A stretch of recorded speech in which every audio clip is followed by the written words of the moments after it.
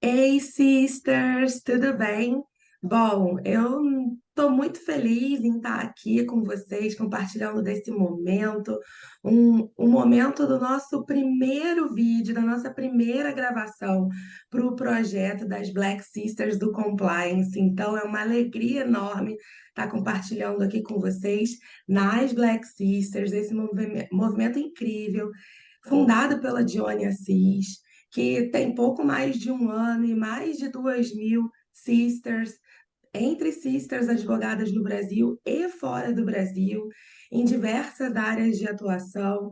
Então, esse grupo, esse movimento tem se mostrado muito potente, tanto para a conexão entre as profissionais, quanto para o propósito principal, que é criar e fomentar propostas e oportunidades reais para as sisters no mercado jurídico de trabalho. Então, eu fico muito feliz em ser uma sister e muito honrada com esse papel, com essa confiança e com a responsabilidade que eu assumo a partir de agora, de fazer aqui essa coordenação, esse meio de campo com as convidadas e com os convidados que vão vir conversar conosco sobre compliance.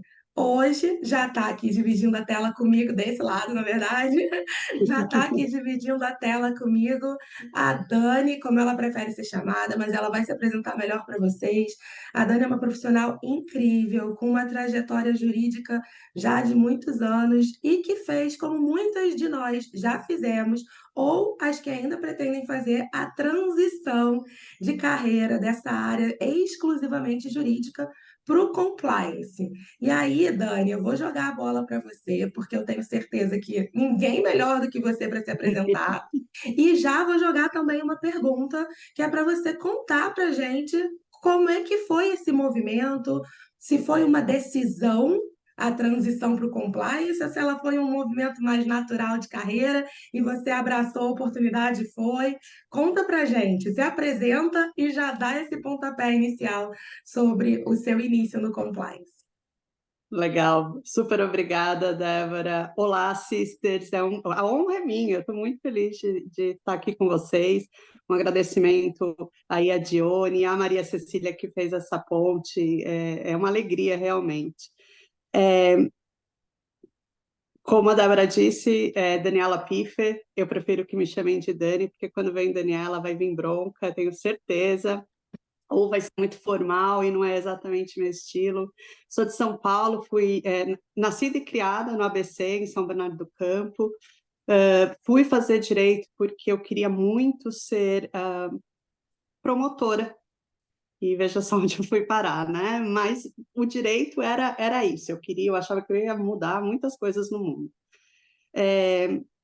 Comecei a trabalhar em grandes corporações muito nova, e o motivo é porque, à época, eu fazia colégio técnico e eu escolhi fazer administração de empresas. E com 15 anos eu comecei meu estágio na Volkswagen no Brasil. Então, uma baita metalúrgica, né? O ABC ali é o berço das metalúrgicas no Brasil. E com 15 anos eu me vi dentro de um departamento financeiro, basicamente só eu e mais uma mulher, eu, uma menina, né, 15 anos, muito nova, mas foi ali que eu me apaixonei por empresa. Eu falei, poxa, é legal, é um monte de coisa que tem que andar junto ao mesmo tempo, e aquela dinâmica para mim foi muito interessante. E comecei ali na área de procedimentos, auditoria interna, todas conectadas a finanças. Fui fazer direito, fiz direito em Mogi das Cruzes, quando eu estava no... E aí, assim, por que que eu gosto de falar isso? Eu fiz todo esse estágio, depois eu acabei arrumando uma vaga dentro da Volkswagen como terceira, então eu continuei dentro da área de finanças, mas eu precisava pagar minha faculdade. E fazer estágio significava ou não ganhar nada ou ganhar muito pouco. E eu já ganhava no limite ali para pagar a faculdade e o fretado. Então, por conta disso, eu fui deixando a questão de trabalhar na área que eu tinha escolhido mais para frente. E, finalmente, quando eu estava no meu quinto ano, dentro da própria Volks, eles abriram um processo para o jurídico interno. E então eu já estava no quinto ano, tardio, né? Se você pensar em tudo que a gente aprende quando faz estágio, mas eu estava trabalhando, eu estava aprendendo em outras coisas, eu estava ganhando outros conhecimentos. Então eu acho que é importante entender como que foi a decisão ali. Aí, enfim, vou chegar na sua segunda pergunta, que foi o do compliance, porque só contando a linha do tempo ali no jurídico, então, eu fui mais ou menos no ano 2000, que foi quando eu me formei, quando eu estava me formando para o jurídico, caí na área trabalhista, que não era uma grande paixão, por alguns motivos que a gente pode contar depois, mas trabalhista eu entendi na prática que muita gente menospreza ainda porque não conhece a complexidade e o quão importante ela é para todo mundo, tanto para o empresário quanto para o trabalhador. Enfim, então tive ali 9 anos no jurídico da Volks, basicamente trabalhando com o sindicato, com a Justiça do Trabalho, com grandes acordos, com relatórios de provisão, um monte de coisa que eu nem imaginava que advogado faria. De lá, eu fui para o McDonald's Brasil, Arcos Dourados, né, que é a grande franquia do Mac no Brasil. Foi uma grande paixão. O McDonald's, eu aprendi muito, porque no Mac, o jurídico trabalhista ficava dentro do RH. E o RH sempre foi, para mim, uma incógnita, assim, não sabia exatamente como que eu podia usar de parceiro. Então, estando dentro do departamento, acabei aprendendo um montão com eles. E quando a gente fala mais de compliance, eu também aprendi alguns comportamentos ali, algumas técnicas de treinamento, tudo que no compliance, no fim, é super importante. Do MEC, fiquei 5 anos. Do MEC, eu prometi que eu não ia para o varejo mais, né? Porque o varejo é muito louco, assim. Eu fui. Aí eu recebi o convite para ir para o Walmart, e aí é o momento que eu fui para compliance. E é interessante, Débora, porque você perguntou, como foi, né, a transição, assim, foi uma coisa pensada? Eu acho que foi e não foi. Eu falo que o pensado foi no seguinte sentido: a minha, o meu perfil para a carreira jurídica já não estava cabendo mais, assim, eu não me sentia feliz indo para as audiências, eu não gostava daquela negociação de, pô, a gente faz tanto trabalho preventivo dentro da empresa, chega numa negociação, nem sempre é ouvido, nem sempre é respeitado. É óbvio que tem muita coisa errada e que tem muita coisa que tem mudado, não tô falando isso, mas assim, quem está na luta diária aí sabe o que eu quero dizer. Então, isso me cansava. E como a minha carreira foi, basicamente, desde os meus 15 anos, em corporação, eu fui adquirindo conhecimentos muito mais relacionados a outros processos de um negócio, e que eu sabia que eu poderia usar diferente. Então, quando essa oportunidade de trabalhar na área de compliance do Walmart Brasil chegou, eu entendi que aquilo podia ser juntar o útil ao agradável, e mesmo sendo varejo novamente, seria uma coisa legal. E a vaga do Walmart Brasil tinha uma segunda variante ali que me chamava atenção. Ela era a área inteira de compliance do Walmart Brasil naquela época. Hoje o Walmart não está mais no Brasil, mas ela era completamente conectada, ela respondia à área internacional. Então, finalmente, eu teria aí uma possibilidade de usar o inglês, enfim, tudo que eu fui adquirindo ao longo dos anos.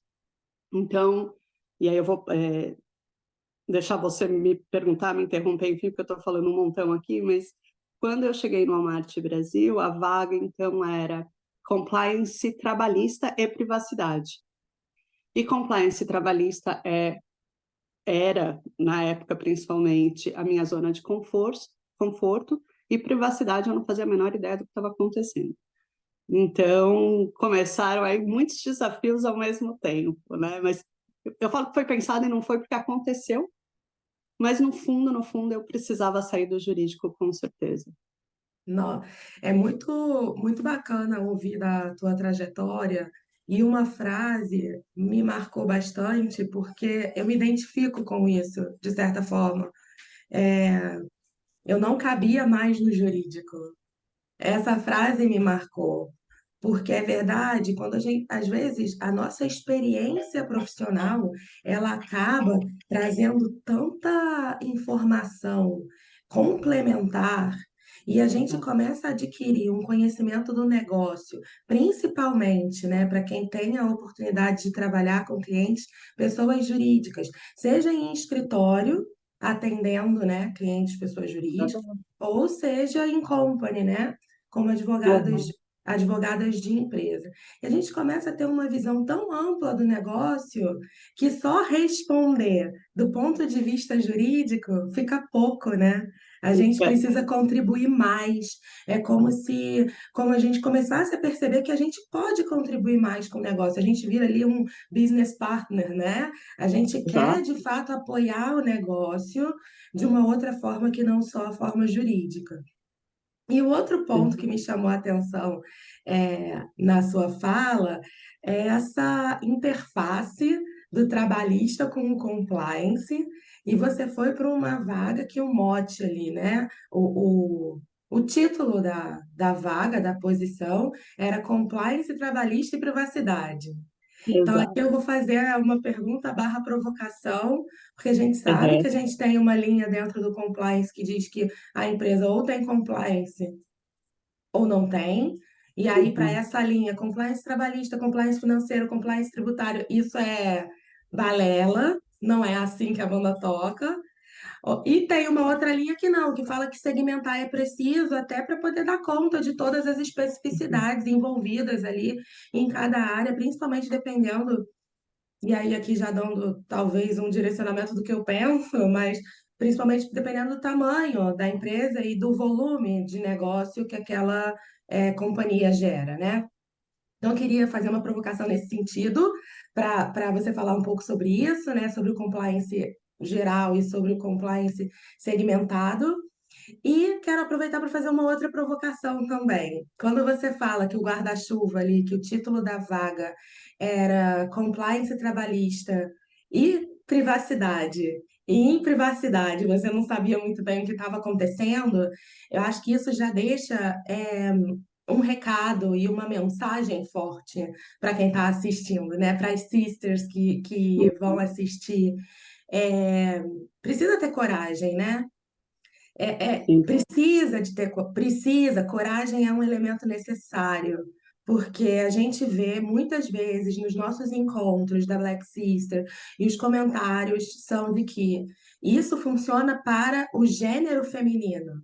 E quando a gente faz o Sim. recorte ainda do gênero feminino, mas para a mulher negra, e aí incluindo pretas e pardas, o que eu vou comentar agora fica ainda mais, salta ainda mais aos olhos, né? A mulher, quando vai ver uma vaga, ela precisa se candidatar aos 10 requisitos, aos 15 requisitos que aparecem na vaga.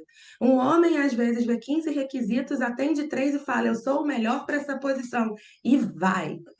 A Vai. gente, enquanto gênero, né? A mulher, ela tem muito essa necessidade de preencher todos os requisitos, e às vezes ela tem 14 de 15 e não vai, porque não tem um. E E se a gente você tiver fez um. 15 de 15, a gente não vai. Às A gente vezes, foi indicada exatamente. ainda assim. Às Né? vezes a gente também se sente insegura, porque, nossa, essa empresa é muito grande, nossa, é uma posição de que já me é um pezinho para uma internacionalização, né? Embora eu ainda esteja no Brasil, eu já vou começar a ter uma possibilidade de internacionalizar a minha carreira, e aí o meu inglês não é perfeito, ou o meu espanhol não é perfeito. Então, a gente vai gerando ali uma série de sombras, né? E eu gosto de Uhum. falar de sabotadores, né, que começam a conversar, aquelas vozezinhas esquisitas que começam a conversar com a gente. Então, nessa sua fala, eu aproveito isso, né? Preciso ter coragem, a gente precisa se arriscar e precisa reconhecer as nossas competências e valores, né? Com certeza. Adorei a provocação, vou por partes aqui. Vou começar pela primeira pergunta que você fez sobre o compliance estar ou não dividido ali em áreas específicas. a escola que eu fiz de compliance, a escola na realidade, assim, sem ir em cursos, enfim. Eu aprendi compliance desse jeito. O programa da empresa, ela era, e é ainda dividido, já teve várias mudanças, mas à época, e é público, né? Não estou compartilhando nada sensível, ela era um programa dividido, claro, no programa muito forte, muito robusto de prevenção, de práticas anticorrupção, de prevenção a qualquer tipo de fraude, enfim, muito forte em due diligence. Depois ela tinha um canal de ética muito bem estruturado e o restante da programação ele se dividia em matérias. E quando eu falo matérias, eram exatamente isso. Tinha que ter um especialista de trabalhista, um especialista de prevenção à lavagem de dinheiro, de práticas anticoncorrenciais, saúde e segurança do trabalho. Então, eram 14 matérias ao todo.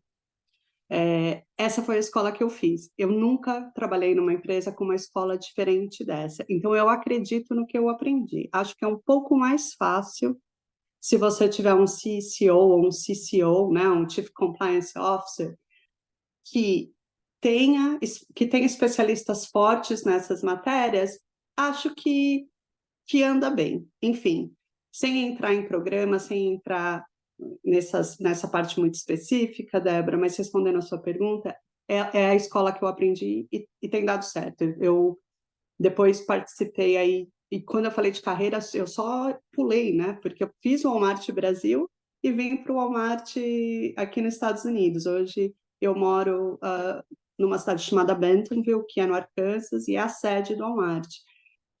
E aqui eu já tive participação, tive oportunidades em diferentes áreas. Então, é como eu tenho construído a minha carreira. Acho que é uma escola que, para mim, tem funcionado. Aí você vem com uma provocação e uma coisa muito importante, que é a questão da coragem. Vou dividir um pouquinho o que aconteceu comigo, e você fez o recorte das mulheres pretas e pardas, que eu entendo e tenho aprendido bastante, e você sabe, eu comentei contigo, e algumas sisters que me conhecem sabem disso também. Eu entendo o meu privilégio branco. Eu entendo que muitas coisas que aconteceram na minha carreira teve isso. O privilégio branco abriu alguma porta, me ajudou com alguma coisa. Eu entendo. Mas se eu deixar esse recorte de lado e pegar só o recorte de mulher, você tem razão absoluta de que todas nós somos muito parecidas no quesito, acho que eu não sou boa o suficiente.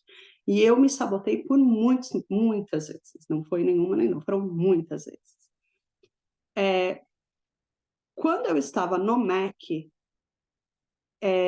algumas pessoas que já estavam me mentorando, que estavam me ajudando como me desenvolver, porque no MEC eu passei de coordenadora a gerente. Então, foi um processo que eu precisava realmente de pessoas ali me ensinando. Eles brincavam, tá com medo, vai com medo mesmo. Não tem problema, vai aprender, vai fazer, toma coragem, vai. Então, eu acho que eu fiquei com esse mote na cabeça. Eu sou muito curiosa. Então, quando eu fiz a entrevista e me falaram que o cargo era trabalhista e privacidade, eu fiz perguntas sobre a área de privacidade, exatamente o que eles queriam. Naquela época, ainda estavam rascunhando a lei de privacidade no Brasil. Então, não existia isso, né? Existia o mínimo, assim, o basicão. Então, o que eu fiz? Eu usei da minha curiosidade. Normalmente, quando eu participo de entrevistas, eu tento fazer um exercício, uma lição de casa, antes de conversar com o entrevistador, para saber quem que é a empresa, o que que ela faz, por que que ele quer aquilo e tal. E nessa entrevista, infelizmente, eu estava meio sem um norte da questão da privacidade, porque não tinha muito nem como eu chegar ali. Então, eu perguntei, enfim. Depois que eu ouvi tudo o que eu tinha que ouvir, eu fiz a segunda coisa que eu acho que é uma das minhas fortalezas. Eu sou muito honesta, não é a palavra, não. Eu acho que é transparente. Se eu não sei, eu vou falar, olha, eu não sei. Então, eu não acho que talvez, né? Pensa aí direitinho se é isso. E, óbvio, a gente tem que aprender um jeito de falar isso também, senão a gente não entra em nenhum lugar. Mas eu deixei claro, falei, bom, então, legal, mas você já viu aí no meu currículo que privacidade não é exatamente meu forte, né? Não tenho essa prática. E a resposta foi, bom, o nosso problema é trabalhista. Então, a sua prioridade é a trabalhista. Se você conseguir tocar isso, o resto a gente te ensina. Então, também a gente tem que ter um pouco de sorte também, de ter essa gentileza da empresa que está contratando, de dar oportunidade para quem não teve exposição total a alguma coisa. E não só gentileza, acho que também uma disposição das empresas, dos recrutadores, a entender que não é todo mundo que vai preencher todos os requisitos. E que tem requisito na vaga que, sinceramente, nunca vai ser usado.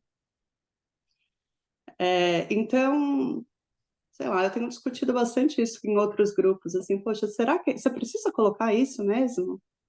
Né? Enfim, mas eu me sabotei várias vezes. Tenho fechado meus ouvidos muito mais às vozinhas sabotadoras, mas acontece, faz parte, a gente tem que ter gente do nosso lado para também dar aquele empurrãozinho, sabe? É verdade. É aquela piadinha, né? É raro, mas acontece com frequência. E é Exato. isso. É isso. A gente tem que aprender a lidar. E eu vou aproveitar de novo da sua contribuição para a gente poder seguir aqui no nosso bate-papo. Uhum, Quando você deu um passo atrás agora na sua fala e falou de novo do MEC e falou da sua mudança, né? Você já exercia uma posição de liderança, de coordenação, e aí mudou uhum, para uma outra posição de liderança, de gerência uhum, com objetivos diferentes, né? A gente sabe que a coordenação ainda tem uma pegada um pouco mais operacional, a gerência de escola bem mais disso, então é um processo que não é simples, talvez as pessoas achem que é simples, eu também já vivi isso, não é trivial a gente entender que a gente não está mais com a mão na massa, né? uhum, Que o nosso papel é outro. E não é simples. Mas, quando você estava falando sobre isso, você falou dos seus mentores. Eu achei uhum, muito legal essa sua colocação, porque aqui no grupo, né, nas Black Sisters, a gente também tem programas de mentoria. Existe essa uhum, preocupação, né? Existem vários grupos de mentoria que vão rodando, né, ao longo do ano, são assuntos diferentes, e talvez isso também passe uma mensagem para as sisters, né, da importância do grupo. A mentoria ela é muito importante, né? Não só pelo seu mentor, mas quando você faz uma mentoria em grupo, eu falo muito da importância do bando, né? O bando uhum, motiva, impulsiona, esclarece dúvida, te dá uma força que você não tem, ou que você não teria sozinho, te mostra e te evidencia tanto as tuas qualidades que você sozinho, às vezes, de frente para o espelho, não vê, né? tá. Então, a mentoria individual ou em grupo, elas são muito poderosas. Então, aproveitei aqui para fazer esse link com a mentoria. E aí, ô Dani, bom, você exerceu lá no MEC posições de liderança, continuou exercendo posições de liderança quando foi pro Walmart, e você entrou em alguns pontos muito interessantes de como você se posiciona num processo seletivo, né? Então, você, na sua posição de gestora, quando você vai Uhum, fazer um recrutamento e seleção, quando você vai pensar em alguém para a tua área de compliance, primeiro até quero fazer um recorte melhor, né? Você falou que teve a oportunidade de passar em algumas áreas, que se você puder compartilhar conosco, em que área que você está agora, contar um pouco para a gente, sem entrar aí nas questões específicas, mas só para a gente entender de fato o que nesse momento você está fazendo. E quando você uhum. recruta alguém para a tua equipe hoje, quais são esses skills que você busca mais? Quais são, tanto de cursos, né, quanto o que a gente chama de hard skills, quanto a parte de soft skills, né, essas competências comportamentais. O que que você tem buscado hoje nos profissionais e nas profissionais que você vem contratando? Legal. Obrigada, é uma pergunta muito, muito completinha e acho que dá para a gente falar de várias coisas. Só nos mentores, eu tenho um mentor até hoje, eu sempre tenho, eu nunca deixo de ter, e eu tenho várias. Eu tenho mulher, eu tenho homem, eu tenho pessoas que são latinas, né? Porque aqui ao final das contas eu tenho quem que me representa, né? Onde eu estou aqui. Eu não sou uma mulher branca nos Estados Unidos, eu sou uma mulher latina, né? Uhum, Então eu procuro mentores que são latinos, mas também mentores que não são latinos, porque eu tenho que entender também essa interseccionalidade. E eles também têm que entender. E eu vou adicionar uma outra figura ao mentor, que é o que a gente chama de sponsor, né? O patrocinador. Porque o mentor ele vai te ajudar a navegar, ele vai te dar coragem, enfim. O sponsor é aquela figura dentro da empresa, ou dentro da organização, do escritório, enfim, que sabe quem você é, que sabe do que você é capaz e que, por exemplo, numa reunião de avaliação de performance ou numa reunião que estão discutindo possíveis candidatos para uma vaga uhum. ou para um programa, seja lá o que for, esse sponsor vai falar por você quando você não estiver na sala. O sponsor é de quem você precisa mais se você está É. querendo estar na carreira. Então, é uma É figura quem vai importante. ali patrocinar a tua ideia, né? É o teu Exato. defensor ali, é quem vai te Exato. impulsionar. É muito É. importante isso, né, Dani? A gente ter pessoas que falem da gente quando a gente não está, Uhum. né? Tem que Que ter. enalteçam ali o nosso trabalho e a nossa competência quando a gente não está, né? Isso é bem importante. Essa sua fala é primordial. E aí eu estou falando isso porque daí eu vou para os skills que a gente estava comentando, né? Eu acho que um profissional independente da área, a curiosidade é muito importante. Ele tem que ele são perfis e perfis. Claro, tem perfil que gosta de fazer a mesma coisa o tempo todo e ele não vai querer sair daquilo. E aí não quer nem crescer. E tá bom. Se é aquilo que a pessoa se sente feliz fazendo, ótimo para ela. Eu acho que no caso das Sisters, o que o programa tem, que é exatamente de incentivar, mentorar e empoderar as Sisters, eu imagino que seja um público que está aí louco para crescer, para Ávido, expandir. é isso aí. Então, curiosidade sempre. Acho que estudar é a única coisa que ninguém tira da gente, né? É, pode ter ou não um investimento. Então, você pode aprender coisas lendo livros.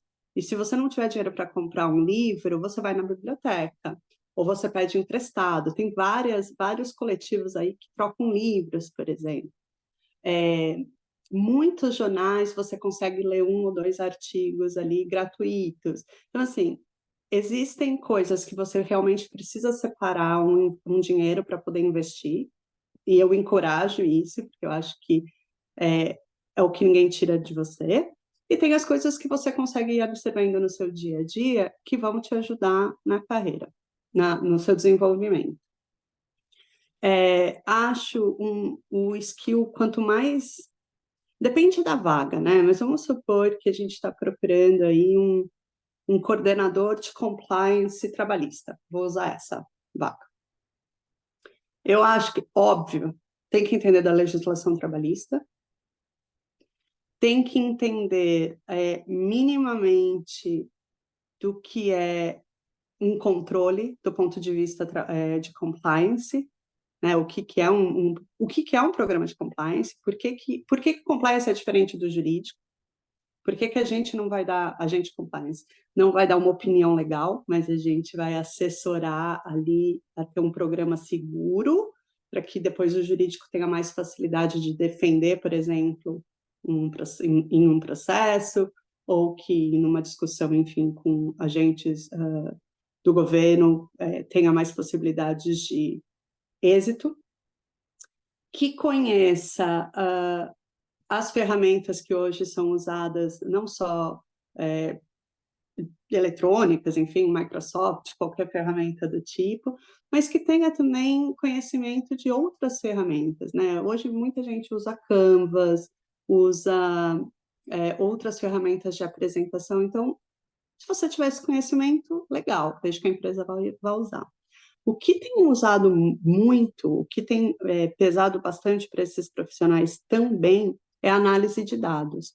Como que a pessoa faz uma leitura analítica de dados e traduz aquilo para um público que não necessariamente entende de números, enfim. Então, um exemplo, você pega o seu parceiro do jurídico trabalhista, aprende com ele quais são as tendências dos processos, o que mais está aparecendo, enfim, porque com aqueles dados você é capaz de fazer o que a gente chama de risk assessment, né, que é a análise de risco.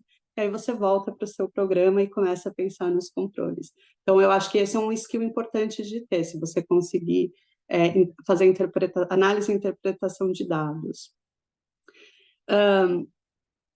A curiosidade eu usei, ela é mais um soft skill, acho que a comunicação é importante, saber se colocar, saber fazer as perguntas.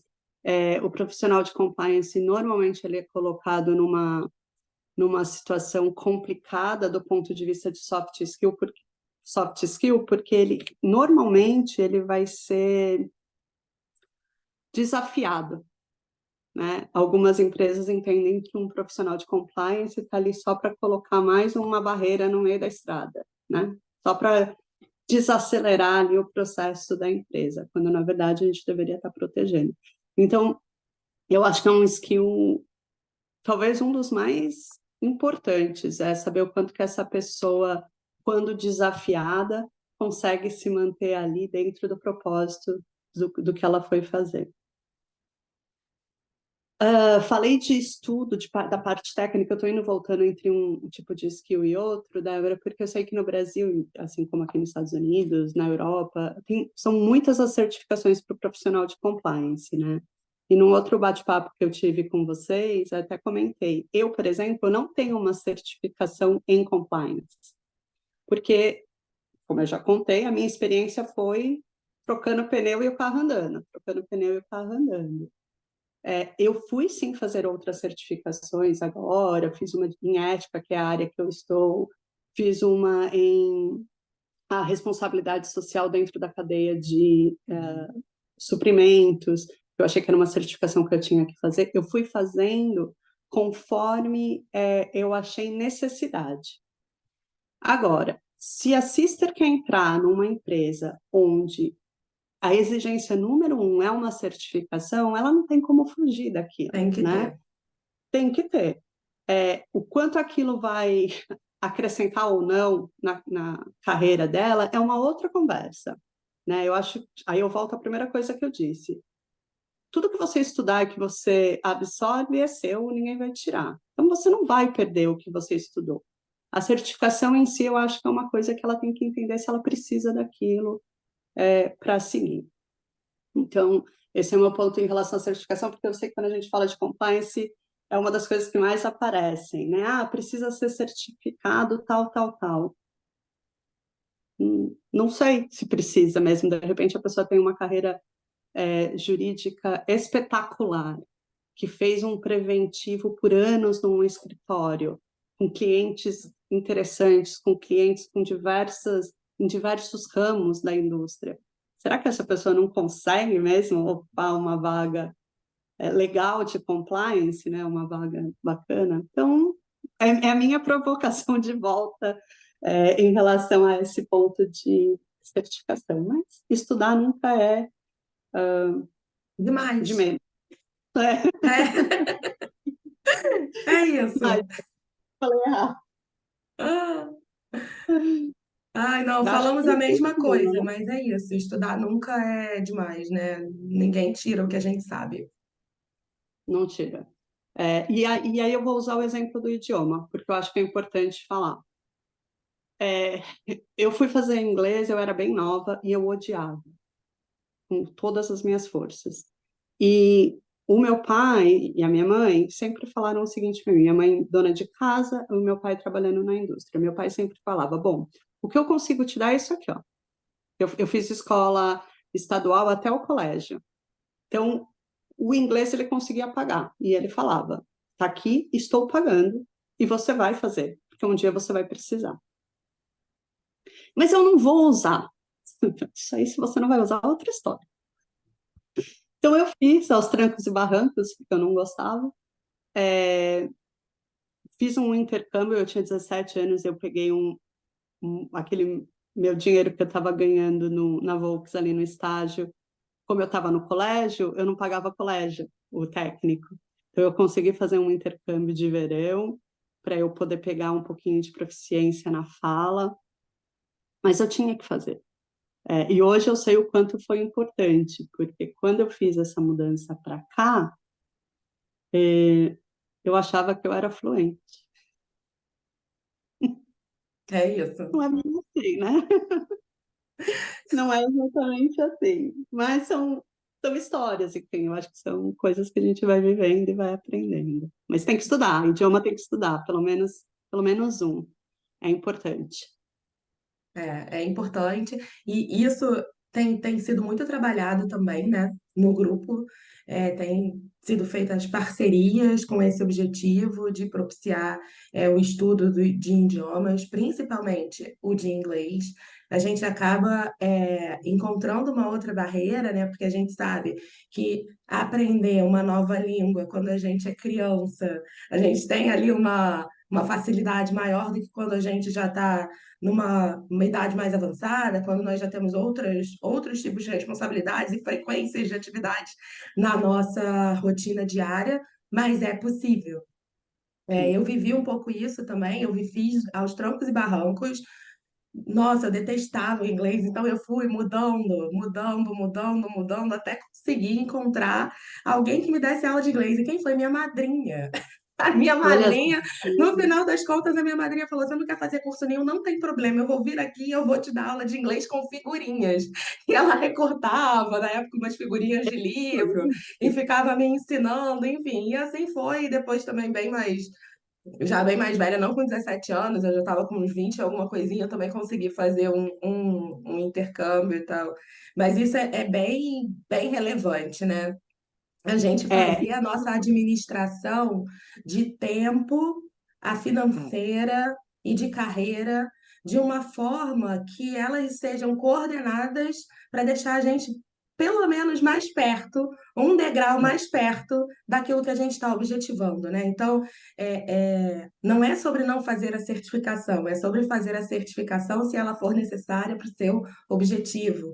Não é sobre fazer qualquer certificação, é sobre fazer a certificação que vai te deixar mais perto do seu objetivo. E de repente não é nem não falo nenhum outro idioma. De repente não é sobre o inglês, de repente é sobre o espanhol, que está crescendo pra caramba, né? Então aqui no nosso mercado latino-americano, né? Existem várias vagas no LinkedIn Latam, né? E aí, minimamente o espanhol. Então, uhum. é sobre a gente também projetar, né? O que que eu quero nesse momento? Para quem está fazendo, para quem está objetivando a transição, e tem muitas sisters, né, que estão objetivando essa transição, talvez o mais importante seja isso, tá? Para onde? Qual é o meu objetivo agora? E aí começar a traçar ali a rota no mapa e ir seguindo, disciplina para seguir, isso também é bem importante.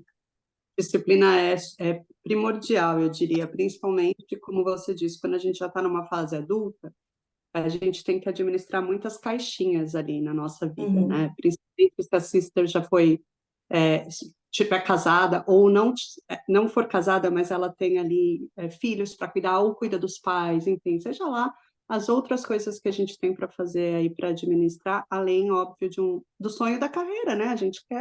Todo mundo quer trabalhar e ser feliz, né? Ninguém é tonto. Você comentou uma coisa do espanhol, e o espanhol é super importante, eu acho, para quem está no Brasil. E aqui nos Estados Unidos tem crescido mais esse pré-requisito da pessoa também falar um outro idioma, né? Por quê? Porque tem aquela brincadeira de que o inglês, se você tiver o inglês, você está bem em todo lugar. Tá bom, mas se você tiver o inglês e o espanhol, você está melhor ainda, né? Então, no Brasil, como a gente tem essa proximidade com o Latam e muitas empresas estão crescendo com o compliance Latam, às vezes o espanhol, porque assim, o idioma é uma questão difícil para muita gente. Eu tenho facilidade com o idioma. Meu marido sofre horrores. E ele está morando aqui comigo desde que a gente veio. Ele sofre ainda, ele sofre até hoje. Então, assim, não é fácil para qualquer pessoa. Mas se a pessoa, de repente, não tem facilidade com o inglês, tenta um outro, tenta o espanhol, de repente vai ser um pouquinho mais fácil. E aí, só complementando uma questão que você falou de investimento, e tipos de aprendizados, hoje, com tantas plataformas de filme, até de podcast, dessas coisas que você pode ouvir em outro idioma, vai abrindo o seu ouvido, vai fazendo esse exercício. Às vezes você está ali lavando uma louça, que seja, mesmo. Usa aquele momento para colocar alguma coisa que vai só falar inglês na sua orelha, ou vai só falar espanhol, seja lá o que você estiver aprendendo. Porque são momentos que a gente... Parece que a gente não está focado, né? A gente está ali lavando, fazendo alguma outra atividade, um esporte, que seja, e uma parte do nosso cérebro vai estar ali de esponjinha, absorvendo outra coisa. É válido para mim, eu faço quando eu consigo, mas disciplina é a chave e nem sempre temos. É Principalmente a gente vai... verdade. É verdade, nem sempre temos. Autodisciplina é o segredo, assim, de verdade. É, bom, dando continuidade aqui, a gente falou sobre os skills, a gente falou sobre idiomas, sobre essa importância, sobre a curiosidade, as certificações. E aí você falou sobre a questão de como essa pessoa, né, de como essa profissional vai se comportar em situações de pressão, porque, Uhum, né, normalmente o profissional de compliance é colocado ali numa panela de pressão o tempo todo, é verdade. uhum, E você falou também sobre uma questão que é essa especificamente que eu quero trazer mais, que é da comunicação. Você falou assim, até o exemplo que você trouxe da vaga foi a da vaga do coordenador de compliance trabalhista, e para ele buscar, né, para profissional, né, para ela buscar um contato maior com a pessoa trabalhista para entender esses dados, e aí você falou de leitura de dados também, mas eu não vou entrar especificamente nisso, mas mais na comunicação, trazer essa informação para cá e traduzir para o compliance. E aí já fica bem marcado, né? E acho que vale a pena trazer. A profissional de compliance, ela não necessariamente precisa ser advogada, sequer uhum. precisa ser formada em direito, né? Então, ela pode ter outras formações. E aqui na Black Sisters in Law, a gente está entre advogadas, ou entre Uhum. bacharéis, ou entre estudantes do direito. E Tá. aí, essa questão da linguagem, que a gente tem carinhosamente falado do juridiquês, né? Esse nosso dialeto que a gente Uhum. usa no jurídico, é, pensando que o profissional e a profissional de compliance não necessariamente precisa ter essa formação, mas que essa formação pode ajudar. Como é que funciona a comunicação nisso, né? Quais são os cuidados, que pontos de atenção que a sister que está migrando para a área do compliance ou para a sister que está no compliance e de repente está enfrentando aquela dificuldade, gente, mas as pessoas não me entendem. Isso é bem comum, né? Eu estou falando e as Uhum. pessoas não me entendem, mas eu já expliquei, não me entendem. Isso vai dando até uma angústia. Mas será que a gente Uhum. está falando do jeito certo com o público que a gente está precisando comunicar? Então, eu quero trazer essa questão da comunicação, porque, no meu entendimento, é um skill mega importante, né? Porque a Uhum. gente precisa vender o nosso projeto de compliance para todas as áreas da empresa, né? A gente precisa, principalmente, que o board compre esse projeto, acredite no projeto. Então, a comunicação facilita muito, né? Essa, essa interface aí entre as áreas e entre a venda ou não de um projeto. Exato. É interessante, alguns pontos que você está falando são super interessantes, do jeito que eu penso aqui, Débora. Muito legal, a forma que você colocou. Recentemente, eu estava fazendo um curso de storytelling, exatamente para entender como eu poderia contar a minha história de uma maneira melhor. Seja numa entrevista, seja, enfim, seja aqui nesse bate-papo, né? Que no fim a gente vai e volta, mas enfim, qual é a mensagem? Enfim, fiz um curso e no final de um dos exercícios, eu usei uma frase que volta e meia eu penso sobre a minha história, que quando eu fiz a transição para compliance, eu me encontrei. É a coisa que eu mais gosto da minha profissão, né? Então, talvez se eu tivesse sido a promotora que eu queria ser, eu não fosse tão feliz como eu sou hoje, né? Então, eu realmente me encontrei. Eu posso, e eu tenho certeza que eu não conseguiria defender um processo numa corte hoje, num judiciário. Por quê? Porque ficou para trás, né? É um skill que eu coloquei numa gaveta. Ah, Dani, mas é um músculo que é só treinar de novo.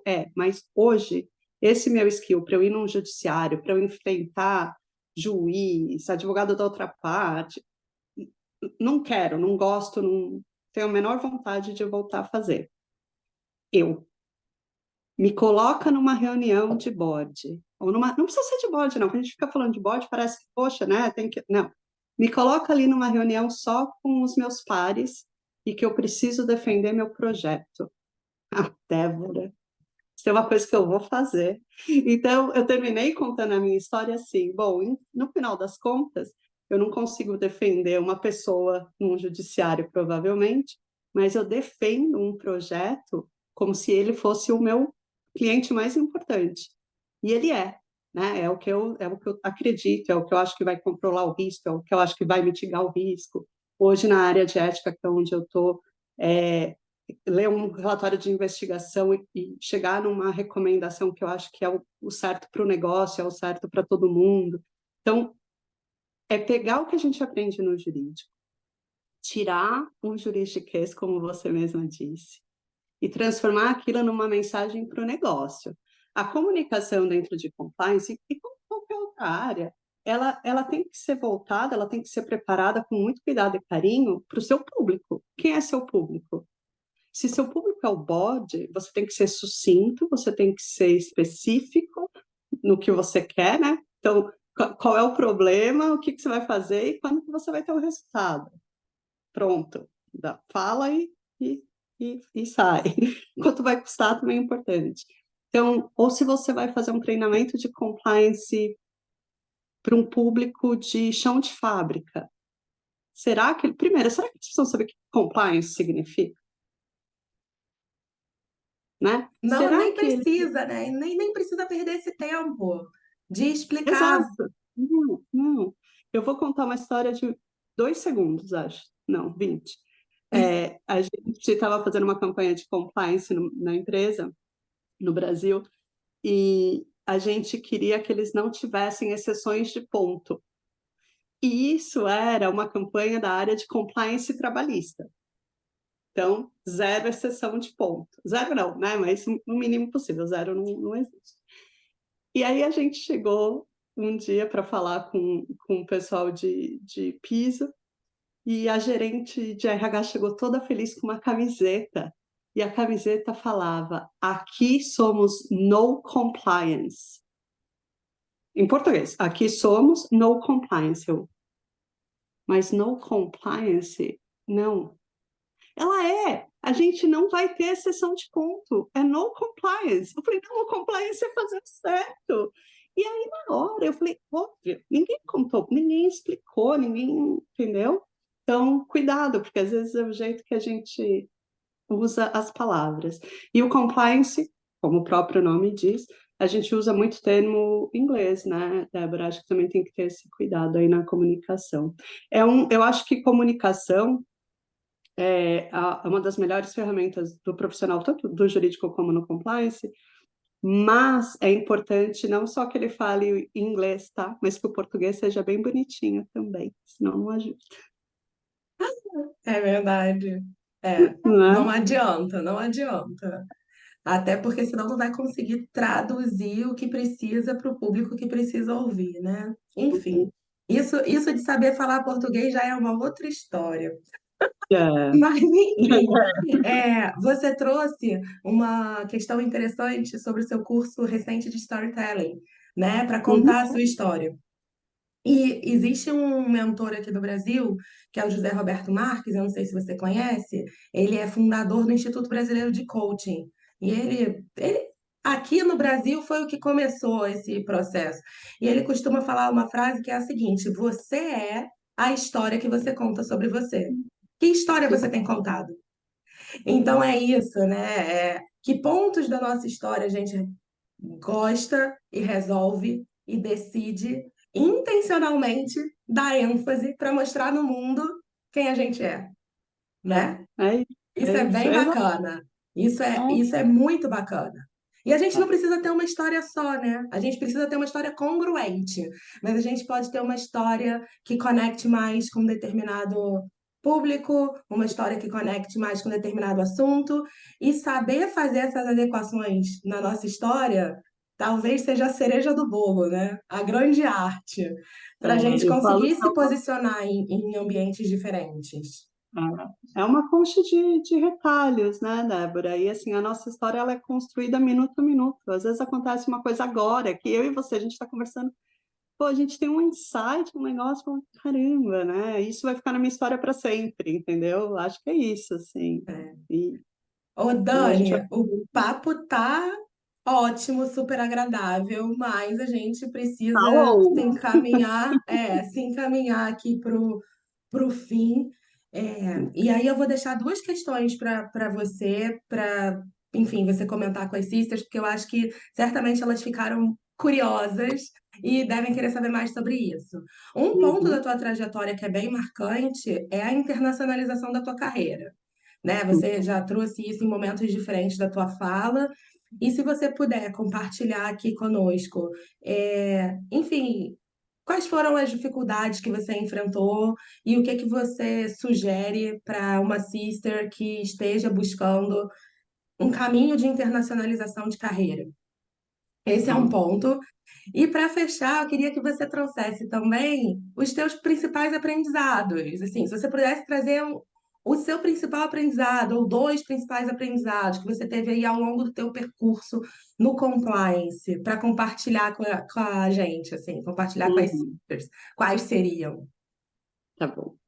Duas bem difíceis, né? Isso era para encurtar a conversa, tá bom. Ah, Vamos lá. A parte da internacionalização é realmente o que marcou, o que fez a mudança aí na minha carreira. Eu, depois que eu descobri que eu não seria mais promotora, que eu nem concurso fui prestar, eu resolvi que internacional é, podia ser uma área interessante.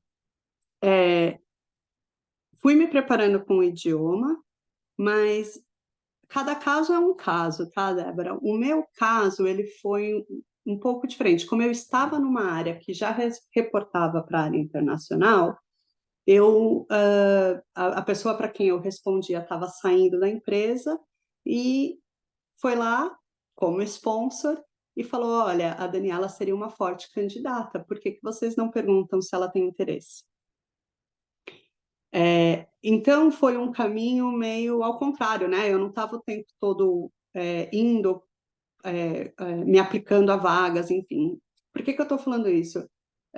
Às vezes a pessoa já está, por exemplo, a sister já está fazendo algum programa de estudo aqui no exterior, né? Mas eu vou falar dos Estados Unidos, que é o que eu conheço mais, já está fazendo um programa de estudo, só precisa de um estágio, então ela já está com aquele visto meio encaminhado, é um processo diferente.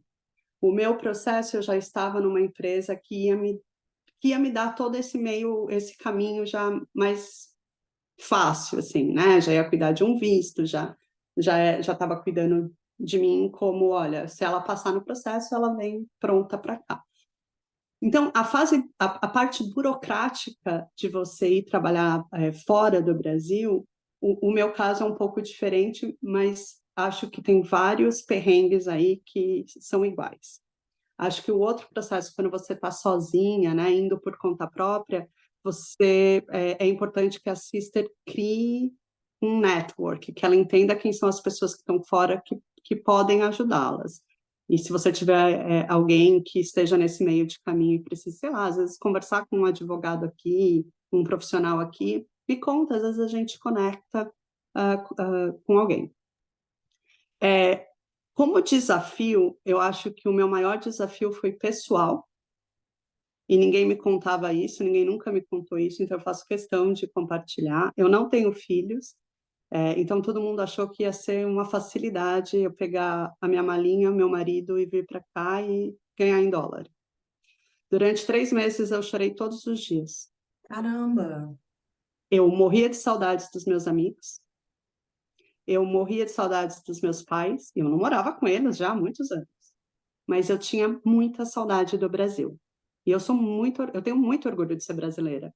Então, a minha dor foi muito mais pessoal. Profissional, que importa realmente, né, dividir com as cistas, mas como ninguém dividiu o pessoal comigo, eu fiz questão de te contar. Porque dependendo de quem você for como pessoa, com as amarrações, ou enfim, as conexões que você tem no Brasil, é um vínculo mais dolorido. E Foi o meu Dani, me caso. permite até fazer aqui um Claro. comentário, né? Nós somos seres integrais, então não tem essa de falar assim, me pegou mais no pessoal, me pegou mais no profissional. É indissociável isso. Eu É, não acredito nessa possibilidade da gente separar a Dani pessoal da Dani profissional, da Dani espiritual, da Dani amiga. Eu realmente não acredito nisso. Então, se a gente precisa se reconhecer enquanto seres integrais, a gente precisa levar tudo isso em uhum. consideração na hora que a gente toma uma decisão, até para não adoecer, É, né? é verdade, é verdade. E foi o que estava acontecendo. Eu claramente estava performando abaixo do que eu esperava, e o meu chefe, então, que era o cara que me conhecia daqui do Brasil, ele me chamou um dia e ele falou: Escuta, você tá bem? Falei: Não, não tô, porque eu falo, e é um exemplo clássico do inglês, né? Eu falo café, quero tomar um café, a pessoa fala, não, obrigado, não quero. Pô, café para o brasileiro, vamos bater um papo ali, caminha até ali comigo, só pegar um cafezinho, não sei o quê. É, eu tenho um super sotaque, e aí eu comecei, coitado, coloquei tudo que eu tinha. Eu falei, e eu morro de saudades de todo mundo no Brasil. Ele falou, bom, a gente te contratou porque a gente queria essa sua energia. E a gente não está vendo essa sua energia. Então, eu estou te perguntando por isso, o que a gente precisa fazer? E aí eu acho que eu fui me abrindo, eu fui me conectando, fui entendendo, fui procurando de novo os Mentores. mentores, as pessoas que iam me ajudar aqui. E aí fui nadando. Eu falo que eu fui nadando de braçada, de vez em quando dá uma afogada, né? Você vai, sobe de novo e segue. Então, muita história para contar. Eu prometi para mim que eu ia fazer um diário. Faz 5 anos já que eu estou aqui, o diário nunca saiu, porque eu não fui disciplinada e porque resolvi que eu ia vivendo ao invés de ir escrevendo. Um dia eu ponho no papel. E a sua outra pergunta aprendizado que eu posso compartilhar. Eu acho que assim, um montão de coisa, com certeza eu fiz de errado e eu sempre tento voltar e saber onde que eu errei. Então, eu acho, reconhecer o erro, pedir desculpa se tiver que pedir desculpa e seguir. Se perdoar sempre, porque não tem nada pior do que a alta cobrança que a gente tem. E se a nossa barra é muito alta, né? A sister tiver uma barra muito alta, ela vai sofrer e às vezes é desnecessário. Então procure aí quem são as pessoas de apoio para você seguir. Estudar, procurar conhecimento sempre, seja ele como for, um jornal, um artigo, um livro, do jeito que você se adapta melhor. Saber contar a sua história, com certeza. Ser você mesmo, sempre, porque se você estiver trabalhando num lugar ou com alguma coisa que não permita que você seja você mesmo, óbvio, tem todas as questões profissionais, como você tem que se. Não estou falando disso, eu estou falando de você poder conectar o que você está fazendo no seu trabalho aos seus princípios, inclusive morais. Porque se você for forçada a fazer uma coisa, ou que você não acredita, ou que você acha que está errado, eu acho que aí você entra num caminho meio sem fim. Falei tanto do MEC aqui, né, que foi um grande aprendizado, foi um marco na minha carreira, com certeza. Então, eu gosto de falar qual que é seu molho especial, né? que você tem quando você vai numa entrevista, por que que você é você? Ou quando você está, sei lá, dando um treinamento, por que que as pessoas vão memorizar o que você está falando? Então, encontre aí o que você tem de diferente. Todas as sisters são, tenho certeza absoluta, especiais e todas têm alguma coisa que vai diferenciá-la aí dentro das candidatas ou dos seus colegas de trabalho. É verdade. Dani, que encerramento incrível, né? Porque pensar é, dessa forma tem um potencial que transforma a nossa vida. Isso Sim, tira, e é isso que tem a capacidade de tirar a gente de onde a gente está e levar para onde a gente quer chegar, né? sim, A gente sim. conseguir, de fato, entender.